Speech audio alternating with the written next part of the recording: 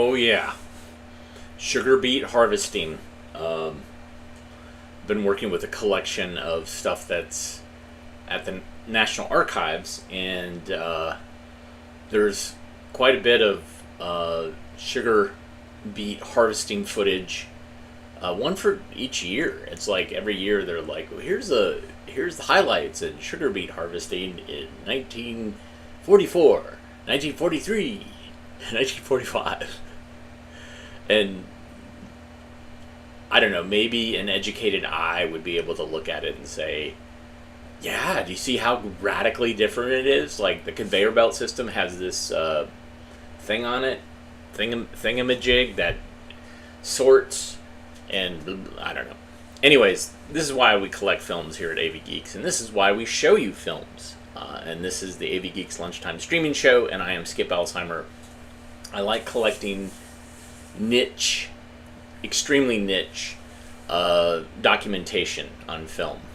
It doesn't always translate into an interesting thing, but I like it nonetheless, and I delight in showing it. So there you go. That's what you're in for today, and in general. I hope everybody had a good 4th of July and appreciated freedom and don't take freedom for granted, etc. Behind me, I have a film set up on the scanner, and this I randomly pulled out of this box that is just filled. It's brimming with film that has fallen off reels, and there's other stuff that I just don't know what they are. And this one, maybe, I haven't seen it, but maybe this is related to 4th of July. It's called Can We Wave the Flag Too Much?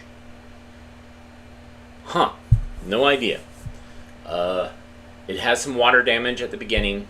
As you'll see this beautiful, horrible, kind of like but then it clears up. But I haven't watched this, so I don't know which way this is going to go. This might be something I get to apologize about at the end. But here it is. Can we wave the flag too much? Enjoy.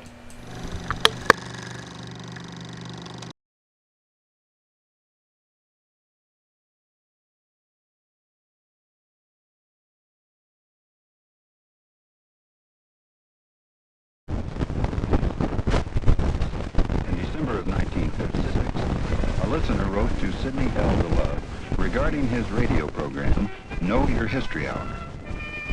Your programs are wonderful, wrote the listener, but you're waving the flag too much. We're now proud to present Mr. DeLove's classic reply. Can we wave the flag too much? Is it possible to wave the flag too much, provided, of course, that you wave it with integrity? Is it possible to study Lincoln or Shakespeare too much? Is it possible to read the Bible too much? The great, the good, the true are inexhaustible for strength, example, and inspiration. I believe that we are not waving our flag enough, not nearly enough.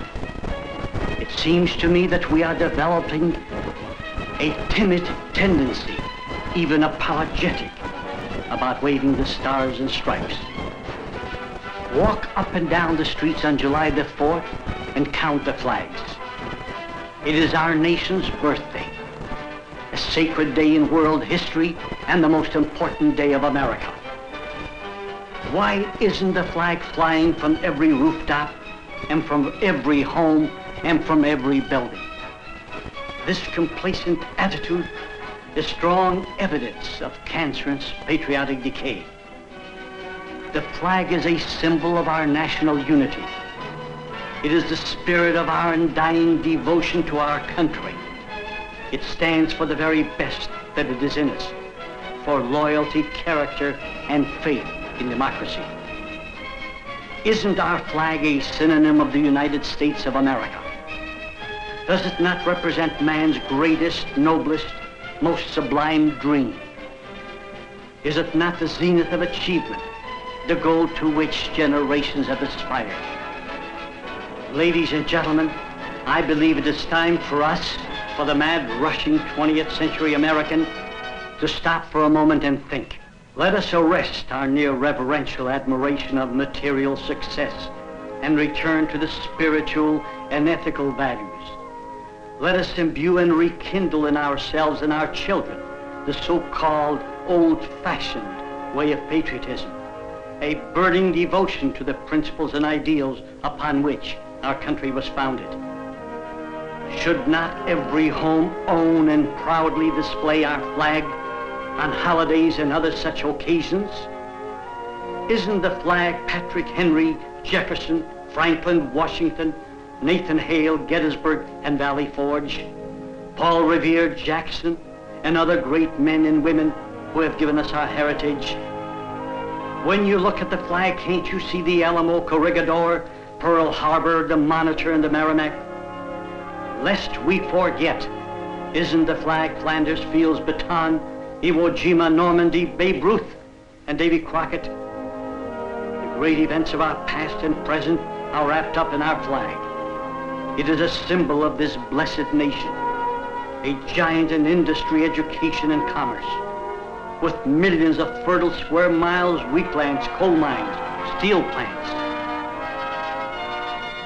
Our great republic, it shows an infant destined to be man's last and remaining hope for suffering humanity. A shining beacon of light, noble and glorious, the haven for the oppressed and persecuted, and truly God's gift to mankind. That is what the flag means to me. Can we wave it too much? I don't think so.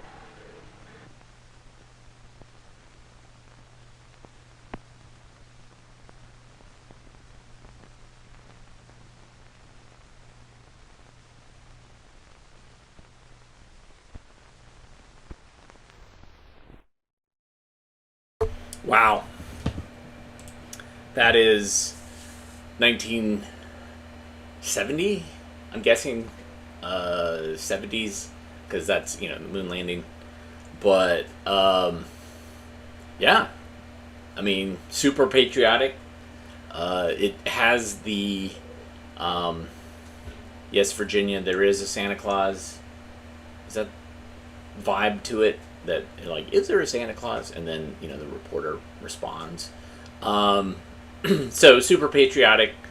But it doesn't address the fact that people who were ashamed to fly the flag were ashamed because there were others that were flying the flag and doing horrible things in the name of the United States and America.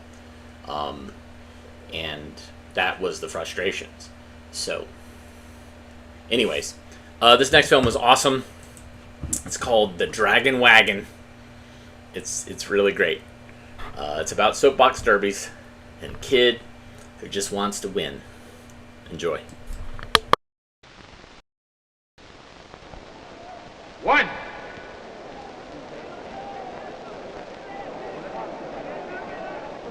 2,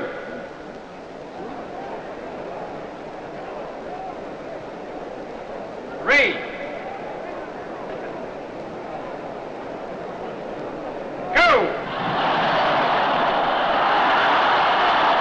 Every summer in Washington, D.C., boys build their own racing cars and enter them in the local soapbox derby. I entered last year, but I didn't win. So I decided to build a new car and enter again this year. My name is Clarence Carter Jr., but my friends call me C.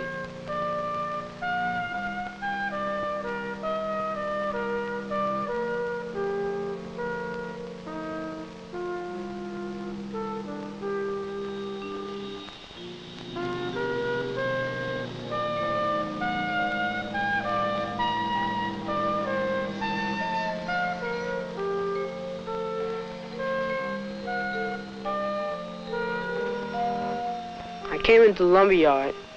I was finding the kind of wood I needed for my floorboard. I wanted it not too heavy, but heavy enough to carry the car. It couldn't be a real expensive type of wood because I only had $20 to spend on the whole car. He suggested a piece of pine.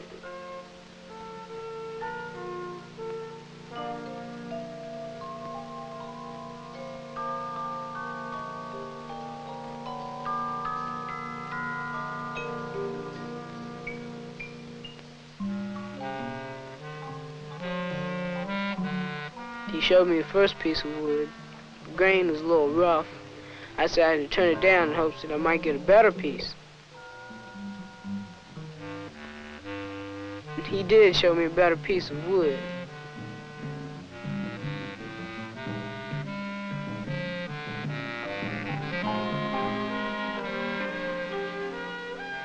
So I got that piece for my floorboard.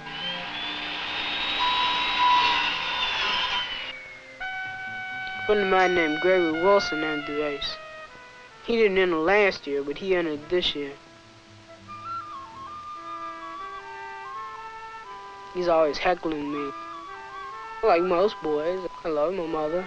I don't like it when she calls me to do something and I've already started on something else. But she called me for choir rehearsal, so I had to go.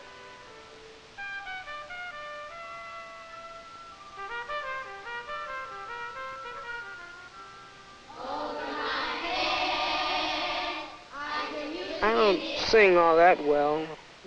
Mr. Shaw, I guess he thinks that I sing well enough to stay in the choir. But sometimes I get bored at choir rehearsal. You're singing songs and you sing them over and over again.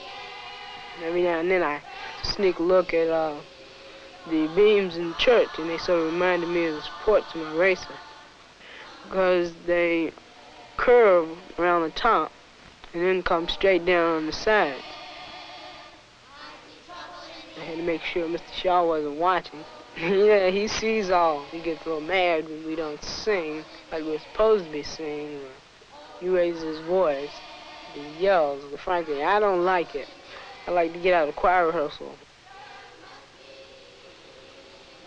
I had trouble with the steering mechanism. I couldn't figure out which way to wind the wire around the steering shaft so the car would turn the same way that I turned the wheel. You have to figure out this by a trial and error method. My father, he's a chemist, and he works up at Howard University. He uses that method. I've thought about working as a chemist when I grow up. It seems strange to me how that you can take two things and put them together and come out with something completely different from what you originally had, such as a common table salt. You put sodium, which can be a very dangerous chemical, and chlorine, which is a poisonous gas, and you put those two together, and you come out with regular table salt. I like this kind of work. When I go into the service, I plan to become a paratrooper. I've always wondered how it would feel just falling through space. I actually never even been up in an airplane yet. Because of my height, the brakes have to be made a certain way. When I get in, I have to have room to stretch my legs. Time of inspection is drawing closer.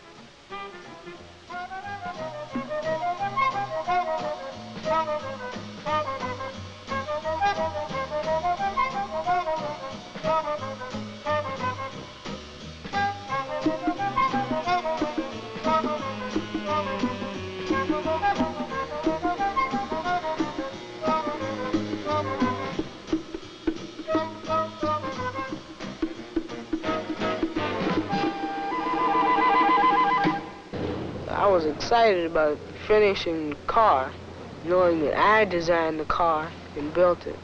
It gives you some feeling of pride. The year before, when I went up for inspection, I had trouble. Various things that were wrong, and inspectors checked the car, and they sent me back, and I had to make corrections on it.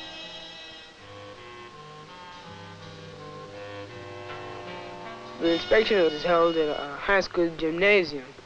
Some of those cars had pretty good designs, and the competition would be pretty stiff. The inspector seemed like he was giving them a good going over. Some of the cars didn't pass. They had to be taken back and worked on.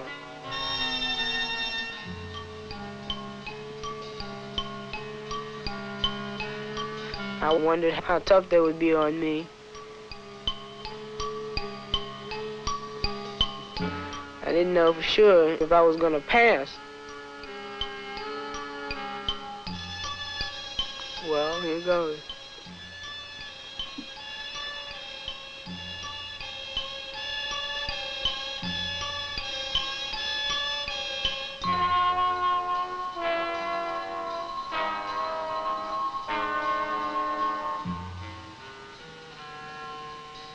steering mechanism. I had trouble with it before. And the steering system, it seemed to be a little bit loose. And let that go. He wanted me to test out my brakes. I mashed on the brakes.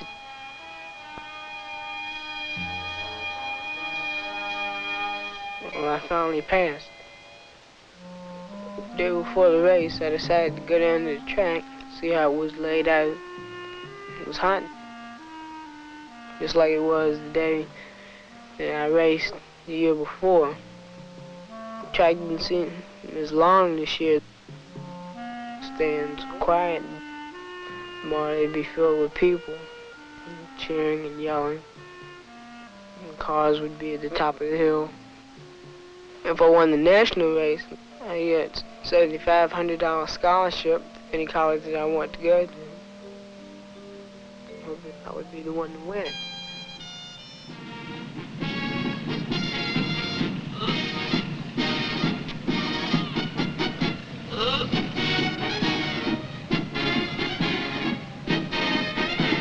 $200 or more boys into the race. They come from all over Washington, nearby Maryland, Virginia.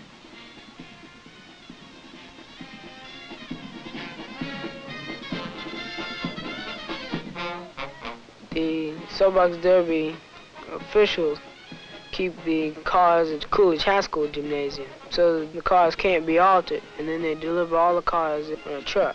When they take your car off, you're worried about them being careful with your car. You don't want them to damage the steering system or the brakes. The other boys had some pretty good racers. They looked like they'd be pretty fast.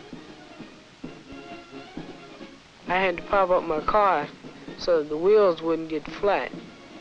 I got real tense when they started lining up the cars. I wasn't in the first race. Greg was in the first. Attorney General Kennedy started the race.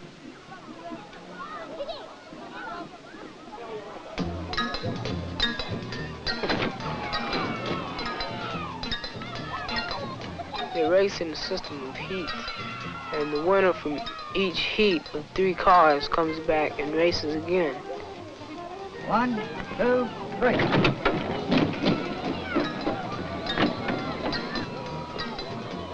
Okay, fellas. 1, 2, 3.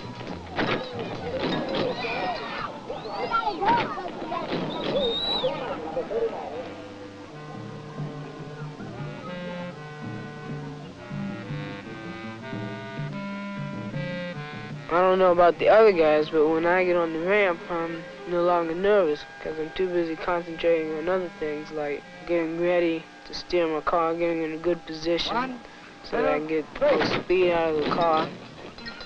When you're going down the hill 35 or 40 miles an hour, the wind's blowing in your face, you hear the people cheering, and you're trying to stay down low in the car and steer it straight so that you can get the maximum speed. It's an exciting feeling.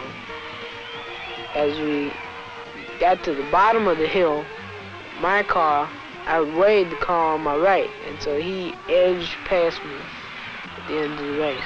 So I finished in 3rd place. My time was 30 seconds. Last year's race was about 31 or 32 seconds. I did better this year. I talked with the guy I raced against. He was the one that came in 2nd. Ladies and gentlemen, the new Washington, D.C. Soapbox Derby champion, Eric Fountain. I wished I could have had the trophy. He had the better car, and he won. So I congratulated him. I wasn't happy about losing, but I have some plans for next year. Changing design, practice on my driving more. I'll enter again next year. Maybe I'll win.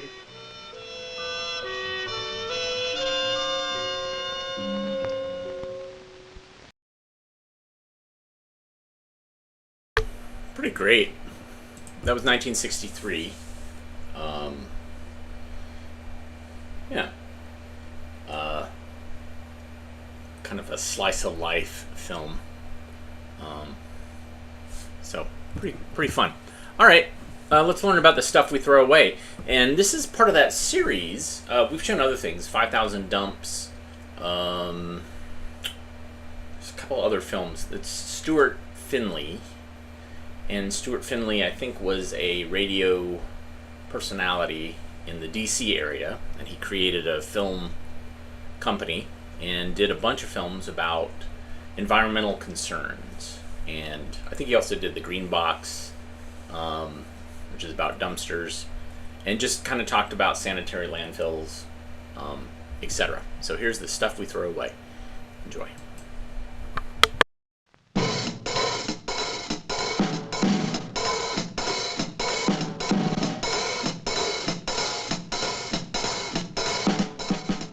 Once upon a time, there was a big American city that had a little problem, a garbage strike.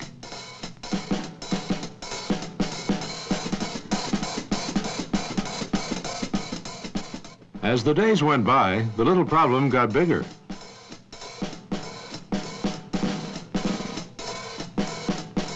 And bigger.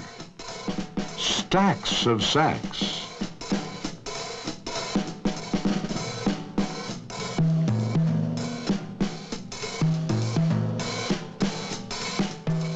How deep can this get?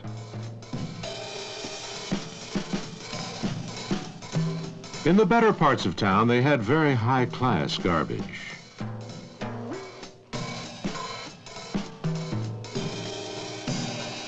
But in the low-rent areas, they had very common garbage. But it's a funny thing, all over town, swanky areas and slums alike, things smell just about the same, pretty stinky. Finally, the people of this big city settled their little strike, and many of them to this day remember the moral of the story, that effective solid waste management is essential in this complicated 20th century urban civilization.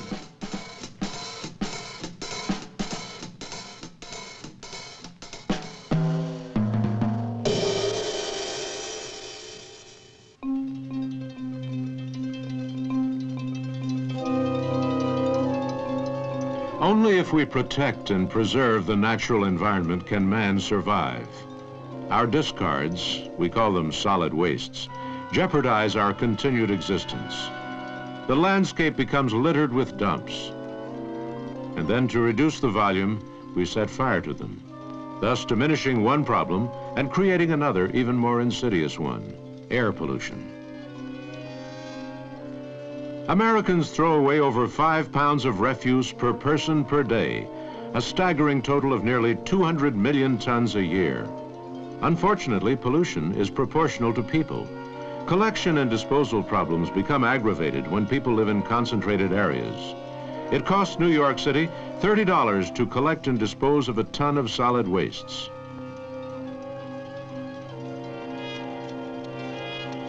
Throughout the country, 13% of the population has no refuse collection service. This results in indiscriminate dumping, which litters the landscape and creates health hazards.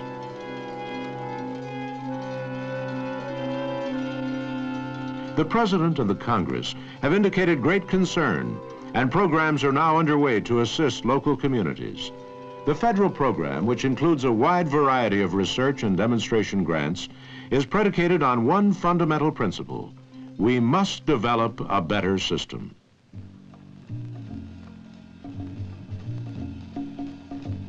Ever wonder how solid wastes could be handled more effectively? Some new ideas from the Environmental Health Service. Here in a University of West Virginia laboratory, a new concept of incineration is being investigated. Refuse, already ground to uniform consistency, is fed into a fluidized bed reactor, equipment commonly used by the chemical industry to obtain controlled reactions between gases and solids. Here the modified pilot reactor becomes a furnace. The gas is air, moving up the column under pressure, and the suspended solids are a mixture of particles of burning refuse and inert sand, which serves as a heat sink. This is a simulation of the reaction occurring inside the furnace as the particles reach a fluidized state, resembling boiling water at combustion temperatures.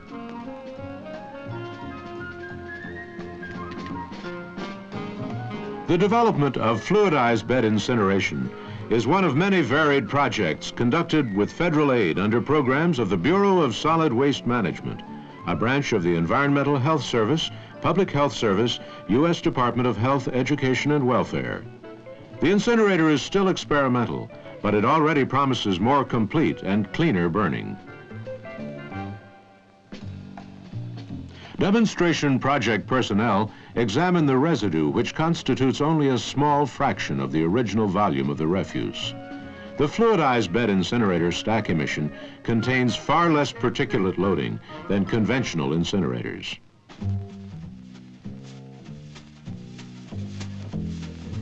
Another university research project is examining hospital wastes. Think how diverse they are. In addition to the ordinary ones, garbage, paper, and other dry combustibles, and non-combustibles such as bottles and cans, hospitals generate unusual wastes related to medical treatment and surgical procedures that require special handling and disposal. In order to develop data on the nature and volume of the various waste materials and to devise better management methods, they are identified and carefully separated.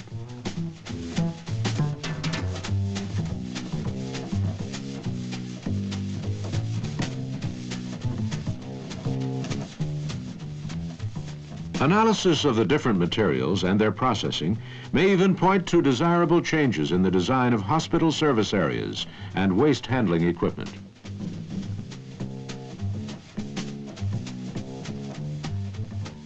Glass has few equals as a container.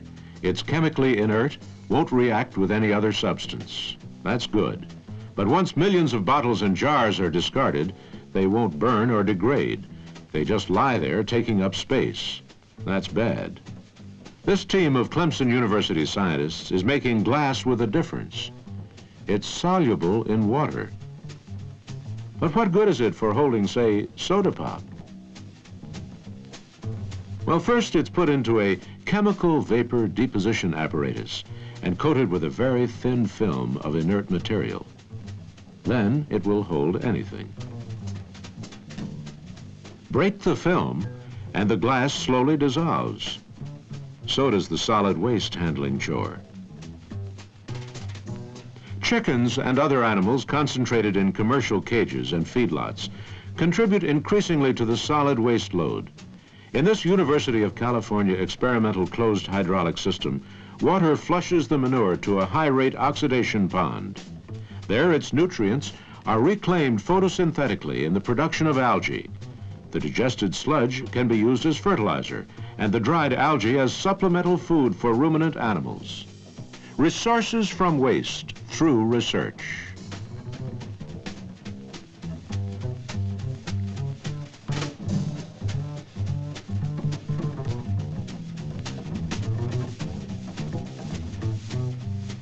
These students inspecting an abandoned strip mine are a new breed. Their graduate studies emphasize environmental control. Several universities are expanding their curricula to provide qualified engineers in this crucial area. Recognition that specialized training, as well as imaginative research, is essential for effective solid waste management and the total protection of our environment.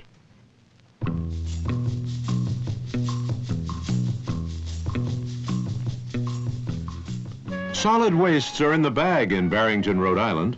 The heavy paper container holds mixed refuse and is deposited bag and all in a sanitary landfill. The simple, efficient system, after 3 years demonstration, is proving easier for householders, a time and labor saver for workers, cleaner and more sanitary for everyone. Townspeople favor the system, and a sharp increase in the volume of wastes collected indicates they're making greater use of a better service.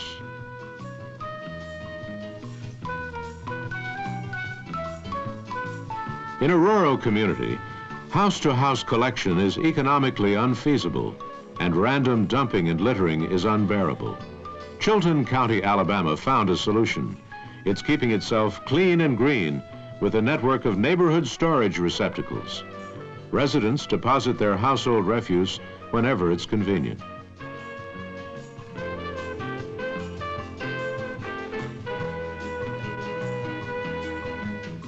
The containers are emptied twice weekly and the accumulations placed in a central sanitary landfill shared with the county seat of Clanton and 3 smaller municipalities. These cities continue to provide house-to-house collection, but have closed their open dumps. Throughout the county, about 90 small random dumps and their rat populations have been replaced by about the same number of handy and tidy containers and 1 specially equipped truck. A pretty fair exchange.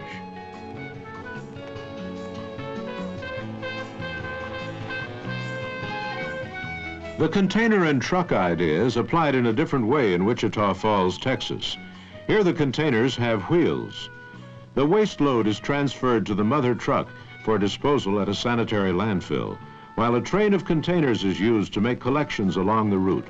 All data on routes, load weights, equipment, and personnel usage are computerized daily.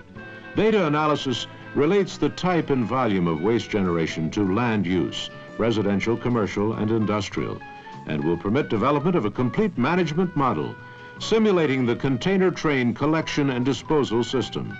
With this model, optimum use and expansion can be projected as population grows and land use patterns change, demonstrating a systems analysis approach to solid waste management planning.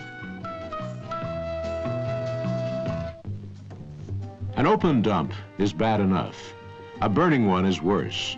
Fire consumes some of the combustible waste, but scourges the area with smoke and ash, and rats and flies survive it. Here at Kenilworth, in the heart of metropolitan Washington, D.C., a burning dump was transformed into a model sanitary landfill under a health, education, welfare demonstration grant. Deliveries of refuse and incinerator residue were spread and compacted and completely covered with 6 to 8 inches of earth by the end of each day. The completed fill, contoured and graded, is being developed as a recreational area by the District of Columbia and the National Park Service, demonstrating the value of the sanitary landfill technique in reclaiming a blighted area.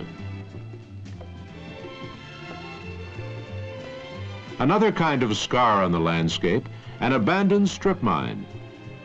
Suppose it could serve as a burial ground for solid wastes and be reclaimed in the process? Sanitary landfill demonstrations are being conducted at this mine site and 2 others in Allegheny County, Maryland, by the county, the state, and the cities of Frostburg and Cumberland. They provide centralized service to 60,000 people, have eliminated Cumberland's open burning dump and smaller scattered ones, and will eventually restore these old mining sites to their natural beauty. Here's a small mountain of refuse near the Atlantic Ocean at Virginia Beach, an innovative sanitary landfill conceived by the State Director of Virginia's solid waste activities. It will take all of the city's refuse for several years to build Mount Trashmore, as the WAGs call it, to a height of about 60 feet above ground level, a bowl around an artificial lake, and something of a landmark in an area of flat terrain. A very useful landmark, though. Grading already anticipates its ultimate purpose. Someday this will be an expanse of seats, an amphitheater with a soapbox derby track, and other facilities for the enjoyment of this coastal resort's residents and visitors.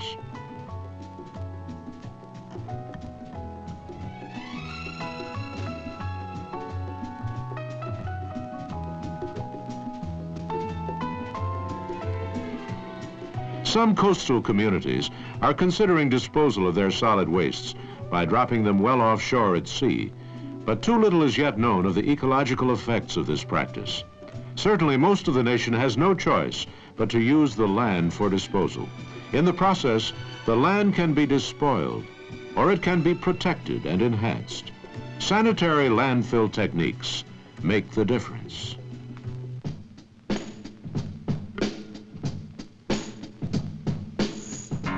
This prototype press is known as the Monster. Perhaps it should be called the Magician. It makes solid wastes disappear. The machine receives refuse by the truckload, and in a series of coordinated operations, compacts it, extrudes it in the bottom of a trench, all the while digging the trench, backfilling it, and compacting and leveling the earth. This new variation on the sanitary landfill concept is being used on a 100-acre site by the Niagara County, New York Solid Waste Agency. Its members include 8 of the county's 12 towns, as well as the cities of Lockport, North Tonawanda, and Niagara Falls. The agency disposes of the solid wastes of 250,000 people and is demonstrating and evaluating a novel new landfilling machine.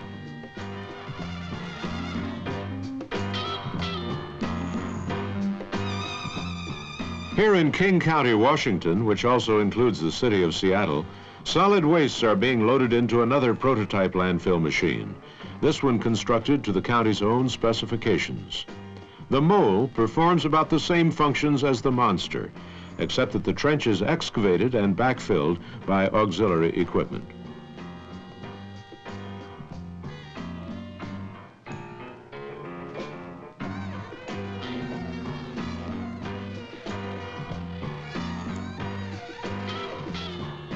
The monster and the mole represent new concepts in sanitary landfilling, and a great deal more experience in their operation is needed. They may prove feasible and economically practicable, largely under conditions where established sanitary landfill techniques cannot be used. But in such special situations, their contributions to good solid waste management will be invaluable. The possible advantages of grinding solid wastes in a hammer-type reduction mill before deposit in a landfill are being demonstrated by the city of Madison, Wisconsin. Milling refuse substantially reduces its volume and effectively extends the life of the fill site. The mill is simply constructed, easy to operate and quite reliable.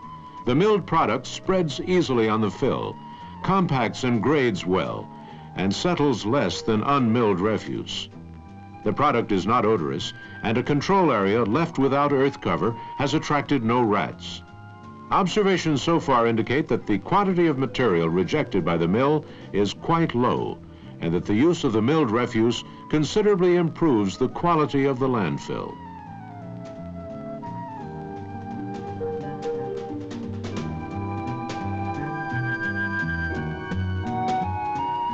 Milled refuse is also being composted in several projects, such as this one conducted by the joint U.S. Public Health Service Tennessee Valley Authority composting project at Johnson City, Tennessee. Composting is not the one miraculous solution to all disposal problems, but it does convert organic refuse to a useful product, and in some situations may be more practicable than landfilling or incineration. Incineration is like the little girl children sing about. When it's good, it's very, very good, and when it's bad, it's horrid.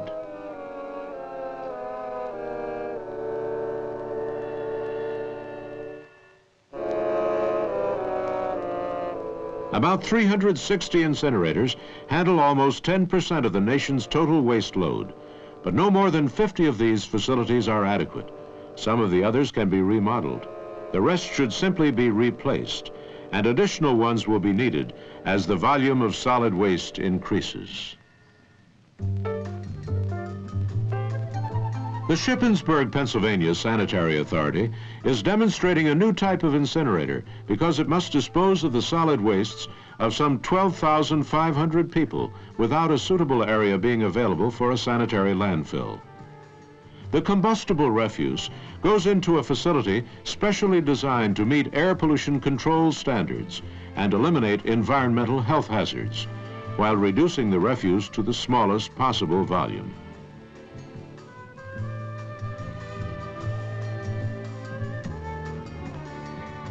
The heart of the furnace is this stainless steel perforated drum, revolving in a steady stream of air like a giant clothes dryer to achieve maximum combustion.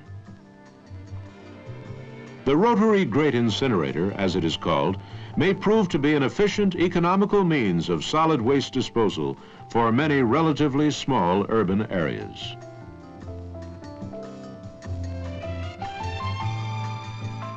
An incinerator stack shouldn't smoke. This one doesn't, except when it's made to. It's part of an experimental furnace built to study the control of emissions. Through the nozzles ringing this firebed, directed streams of air can be introduced for cleaner burning. As investigators alter combustion conditions, they monitor the composition of gases flowing upward through the stack and into the atmosphere.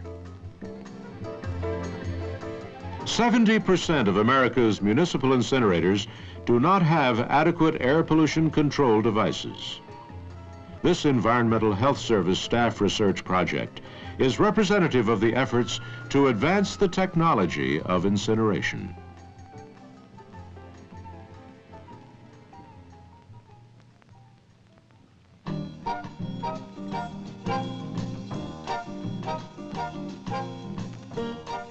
A grape vineyard next to an open burning dump just doesn't make any sense.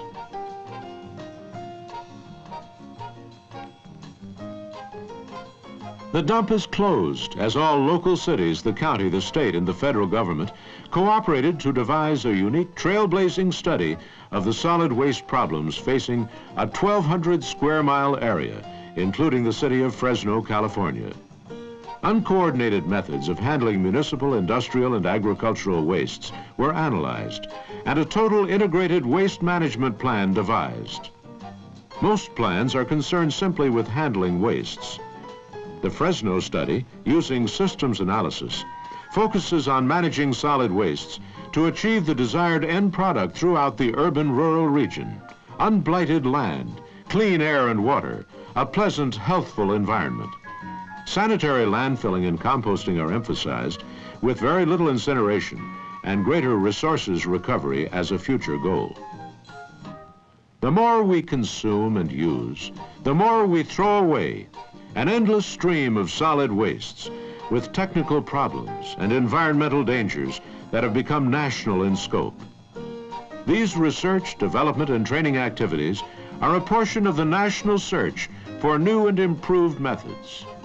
There are many more projects, and there will be many others, all supported in part by the U.S. Department of Health, Education, and Welfare under the Solid Waste Disposal Act, providing federal assistance to the technological advancement of solid waste management. Whether local and state governments and private enterprise can apply the advancements depends upon the willingness of the American people to bear the cost. Saving the environment will be expensive, but then another one isn't available at any price.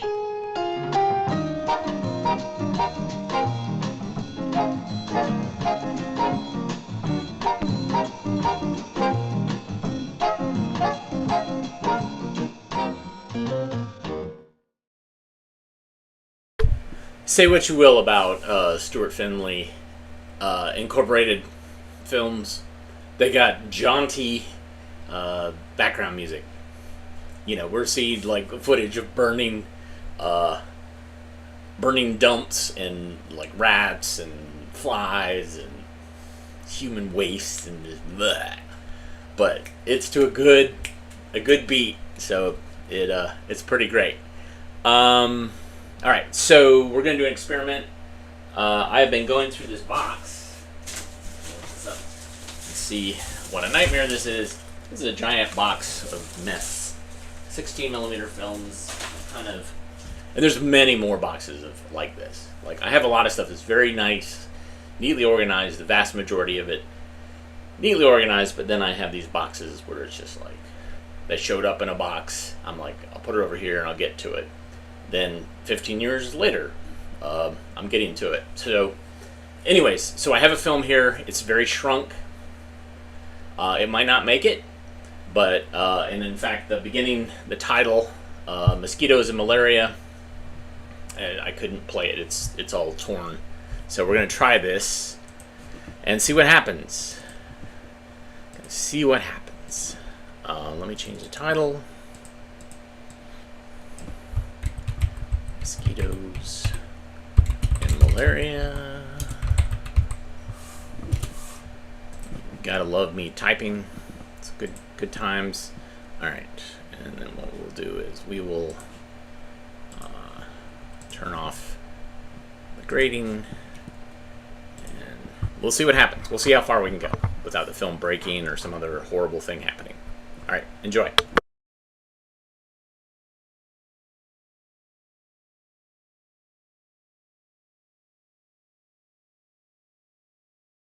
annoying and dangerous pest, the mosquito.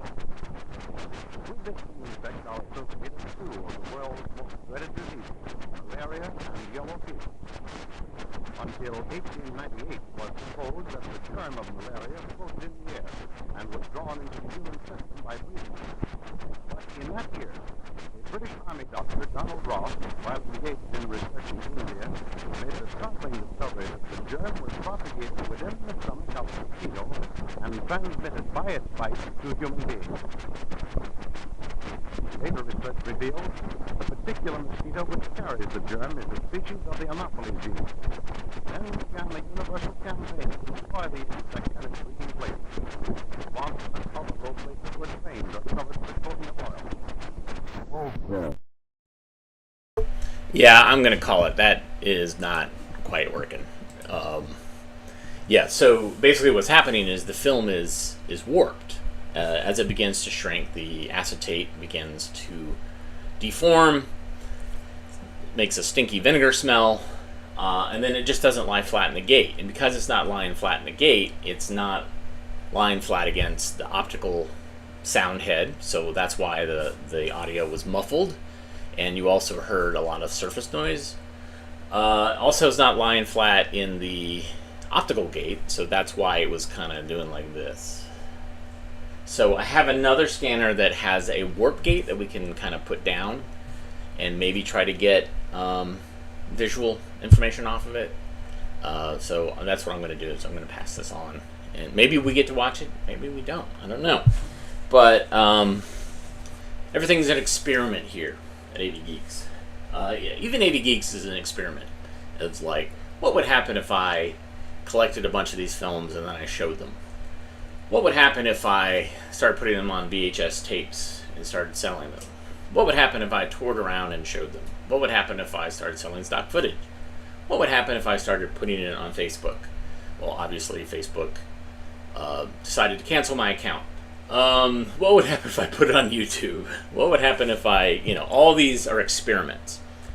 And I would say, in general, most of the experiments are good, have been amazing, and that is because of you, because of the format of what we're doing and your feedback.